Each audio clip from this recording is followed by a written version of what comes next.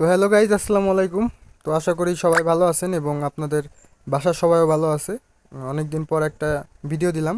তো এটা হচ্ছে সিডের টোকেন কিভাবে আপনারা এক্সচেঞ্জারে নেবেন, সেল করবেন, যাবতীয় বিষয় আশায় সেইটা এখানে আমি আপনাদেরকে দেখাই দিব।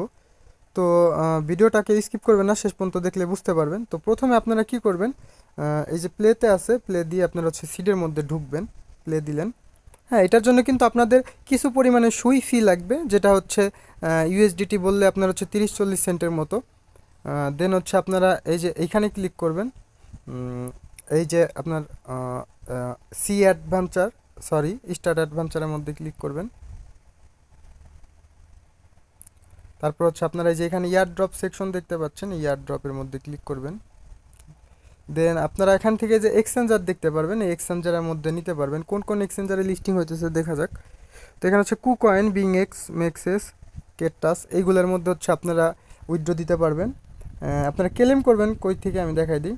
তো এই যে এখানে যদি পয়েন্টে আপনারা ক্লিক করেন, এই যে পয়েন্টের মধ্যে এখানে হচ্ছে এই যে আপনাদের সিট টোকেন, আমি যেমন 357টা পেয়েছি।